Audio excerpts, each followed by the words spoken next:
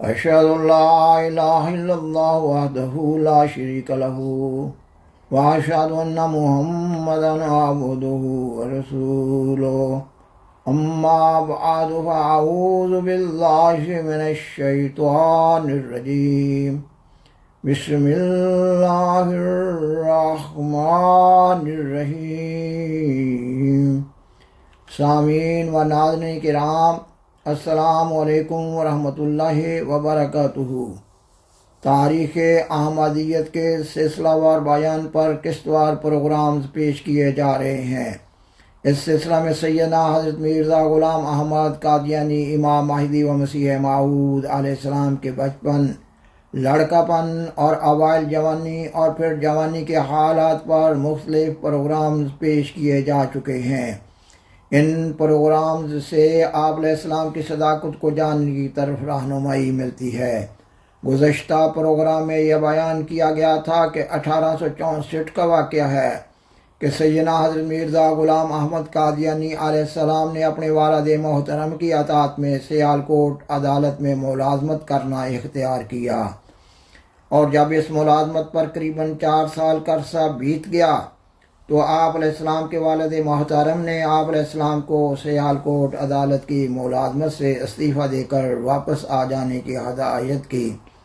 آپ علیہ السلام کے سیالکوٹ میں قیام میں بعض الہی حکمتوں کا ذکر بھی کیا جا چکا ہے، اور یہ بھی بیان کیا جا چکا ہے کہ جب آپ علیہ السلام کے والد محترم حضرت مرزا غلام مرتضیٰ صاحب رحمہ اللہ تعالی نے آپ علیہ السلام کو استعفیٰ دے کر واپس آ جانے کی ہدایت کی تو آپ علیہ السلام فوراً ہی استعفیٰ دے کر سیالکوٹ سے قادیان کی طرف چل پڑے۔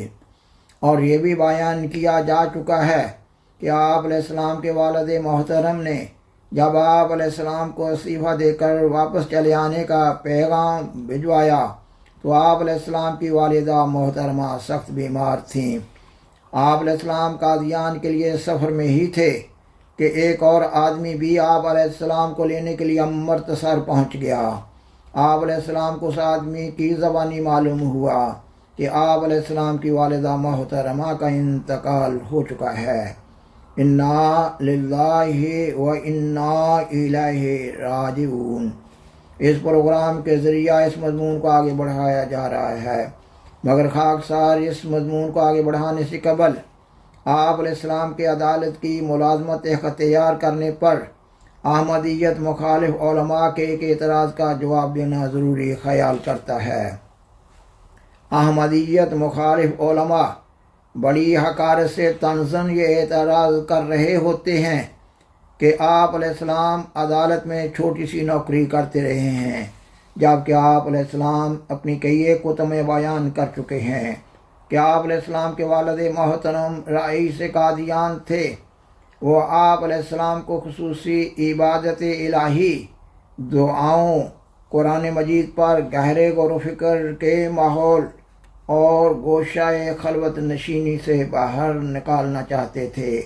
آپ علیہ السلام نے اطاعت والدین کے تحت سیالکوٹ عدالت کی ملازمت کو اختیار کیا تھا، نہ کہ ضروریات زندگی کو پورا کرنے کے لیے۔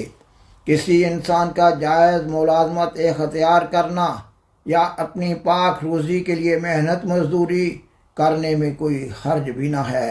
سیدنا حضرت محمد رسول اللہ خاتم الانبیاء صلی اللہ علیہ وسلم کی ایک حدیث ہے کہ ہر نبی نے بکریاں چرائی ہیں۔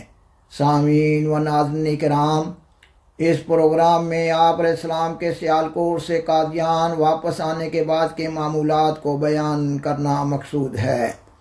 تاریخ احمدیت جلد اول کے حوالہ سے بیان کیا جا رہا ہے۔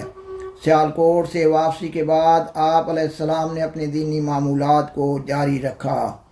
آپ علیہ السلام کے دینی معمولات میں عبادات کے ساتھ ساتھ مطالعہ کتب بھی شامل رہا۔ اسلامی لٹریچر کے علاوہ غیر مذاہب کی کتب کو بھی آپ علیہ السلام نے خوب پڑھا۔ بالخصوص بائبل پر آپ علیہ السلام نے خوب تحقیق کی۔ آپ علیہ السلام روزانہ اچھے اخبارات کا مطالعہ بھی ضرور کرتے تھے۔ آپ علیہ السلام کی والدہ محترمہ کی وفات کی وجہ سے آپ علیہ السلام کے والد محترم ان دنوں بہت مغموم و محزون تھے۔ آپ علیہ السلام نے اپنے والد محترم کی اس حالت کے پیش نظر ان کو بھی اپنے مطالعہ میں شامل کر لیا۔ ان دنوں آپ علیہ السلام اپنے والد محترم کو قرآن مجید، احادیث نبویہ اور تفاسیر سناتے تھے۔ آپ علیہ السلام ہمہ وقت اپنے والد محترم کی خدمت میں حاضر رہتے۔ آپ علیہ السلام اوائل جوانی سے ہی اپنے ماحول میں ایک ولی اللہ کے طور پر جانے جاتے تھے۔ عمر بڑھنے کے ساتھ ساتھ آپ علیہ السلام سے میل ملاقات کرنے والوں کی تعداد بھی بڑھتی رہی۔ آپ علیہ السلام کے سفر و حضر میں آپ علیہ السلام سے میل ملاقات کرنے والے اور آپ علیہ السلام کی صحبت میں رہنے والے آپ علیہ السلام سے روحانی فیض پاتے تھے۔ آپ علیہ السلام اپنے ملنے والے احباب کو اسلام کی خوبیاں بتاتے۔ آپ علیہ السلام اپنے زیر تربیت احباب کو اسلام پر غیر مذاہب کی طرف سے کیے جانے والے اعتراضات کے جوابات سمجھاتے تھے۔ آپ علیہ السلام مباحثات و مناظرات میں مخالفین اسلام کے بالمقابل بعض اوقات الزامی جواب کا استعمال بھی کر لیتے تھے۔ الزامی جواب کا مطلب یہ ہوتا ہے کہ مخالف کو اس کی مستند کتب کے حوالہ سے یا اس کو اس کے ہی عقائد کی روح سے ملزم کرنا۔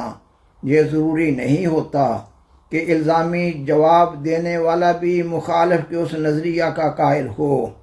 بعض اوقات الزامی جواب دینا ناگزیر ہو جاتا ہے، کیونکہ بعض مخالفین اسلام پر بے بنیاد اور رقیق حملے کرتے ہیں۔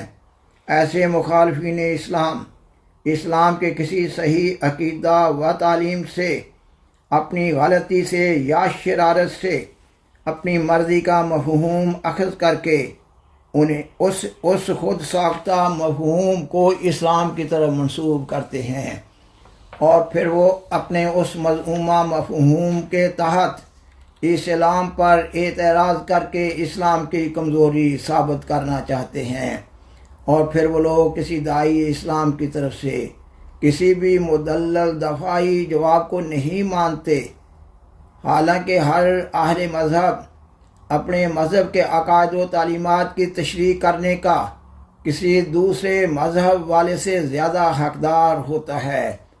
ایسے حالات میں یہ ضروری ہو جاتا ہے کہ ایسے مخالفین اسلام کو ان کے مذہب کے عقائد و تعلیمات میں سے جواب دیا جائے، یہ کہ جس امر کو وہ اسلام کی کمزوری ظاہر کر رہے ہیں وہ ان کا خود ساختہ مفروضہ ہے۔ ایسے الزامی جواب سے یہ دکھانا بھی مقصود ہوتا ہے کہ ایسے امور کئی دوسرے مذاہب میں بھی پائے جاتے ہیں۔ ایسے الزامی جواب سے کسی بھی مذہب کے پیشوا یا کسی مذہب کی بے حرمتی کرنا مقصود نہیں ہوتا۔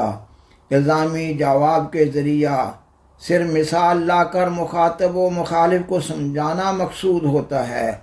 سیدنا حضرت مسیح موعود علیہ السلام کا الزامی جواب دینے میں یہ موقف تھا کہ جب تک مخالفین اسلام کو ان کی خامی نہ بتائی جائے اس وقت تک وہ صداقت اسلام پر غور نہیں کرتے۔ آپ علیہ السلام عام طور پر اپنے مخاطب کو نہایت پیار و محبت و ہمدردی و شفقت، مصلحت و حکمت، دلیل اور تفصیل سے تبلیغ فرمایا کرتے تھے۔ آپ علیہ السلام نہایت مجبوری کی حالت میں الزامی جواب کا طریق اختیار فرمایا کرتے تھے۔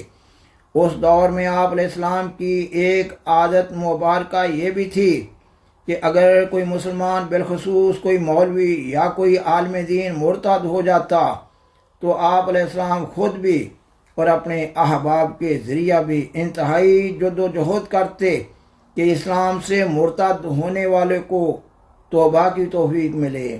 اس سلسلہ میں آپ علیہ السلام کی طرف سے کی جانے والی ایسی کامیاب انتھک کوششوں کا اس مقام پر احاطہ نہیں کیا جا سکتا۔ اس دور میں آپ اسلام کے ایک فتح نصیب عظیم جرنیل کے طور پر مشہور ہوئے۔ اس دور میں دفاع اسلام اور اشاعت اسلام کے ساتھ ساتھ آپ علیہ السلام سے قبولیت دعا اور نشان نمائی کے واقعات کا ظہور بھی ہو رہا تھا۔ ان واقعات سے دہریت کے ماحول میں یہ پیغام نشر ہو رہا تھا کہ خدا تعالیٰ آج بھی اپنے بندوں سے کلام کرتا ہے۔ ایسے واقعات کثیر تعداد میں آپ علیہ السلام کی کتب میں محفوظ ہیں۔ سامعین و ناظرین کرام، بالآخر درخواست ہے کہ برائے مہربانی اس پروگرام کو لائک کریں، دوسروں سے شیئر کریں اور آذرائے کرم اس چینل کو سبسکرائب کریں۔ جزاکم اللہ تعالی احسن الجزا وآخر دعوانا ان الحمد للہ رب العالمین۔